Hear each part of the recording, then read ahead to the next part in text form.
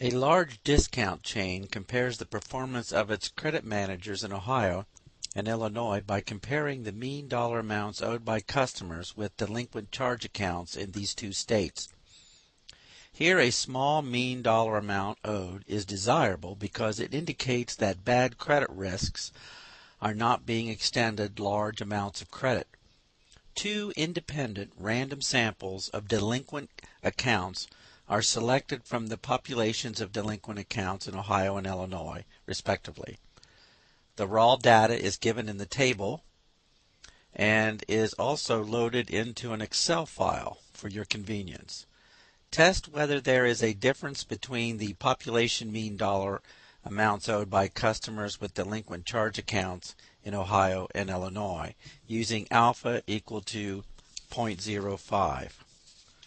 Now, looking at the table of data, we need to calculate sample statistics. In Ohio, we took a sample of size 10 and calculate the average amount on that sample. Turned out to be $542.18. And our standard deviation from the sample was $70.13. From Illinois, we took a sample, actually a little larger sample from Illinois. Sample size was 20. We calculated the average of those 20 delinquent accounts and got $471.40. So this would be X sub 2 bar. And our standard deviation on that sample was $32.12. Now we're asked to test to see if there is a difference in the population averages. So this will be a hypothesis test in which we will see if we can show there's a difference. Now what we'll assume is that there is no difference, that mu1 minus mu2 is equal to 0. And if we have strong enough evidence to the contrary, we can reject that and show that these two are different, that mu1 minus mu2 is not equal to 0. So the first step in setting up a hypothesis test is to establish the null and alternative hypothesis. The second step is to look at our sampling distribution.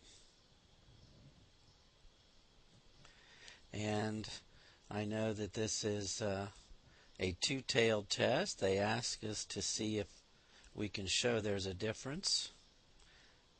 So I'm going to split alpha for the upper and lower ends at 0.025. The test is centered at 0. I also need to get a standard error value, and remember that we are dealing with sample standard deviations, so sigmas are unknown. And putting the information into our formula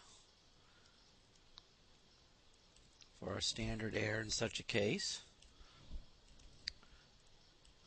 Get my standard deviations squared over the sample sizes and square root of the whole thing. And that gives me 23.3 as my standard error.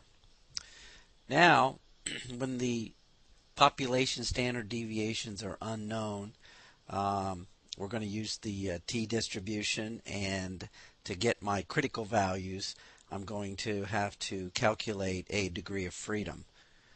Now I went ahead and used the formula for that and put all the values in there so you can see. Try to get through this a little quicker this time. For more detail in that, you can look at some of the other examples. This calculates out to 10.93. The author of the textbook says to be conservative. you round down. So we're going to take the degree of freedom to be equal to 10. Now, to get my critical values, I'm going to go to the t-distribution table in the textbook, and I'm going to be under column 0.025 and down to row 10. So that's going to give me a positive 2.23 for the upper end of the distribution, my decision line, and my decision line for the lower is at critical value negative 2.23. We are ready to write our rejection rule, so I'm going to reject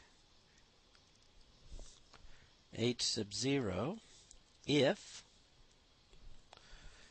t, my test statistic t, which I'll calculate shortly, is less than negative 2.23 or t is greater than 2.23. Step 4 is to calculate that test statistic, t, and I'm going to take my population 1, subtract population 2. I established that when I said mu1 minus mu2 and calling population 1 the Ohio managers and the Illinois managers as population 2. So $542.18 subtract $471.40.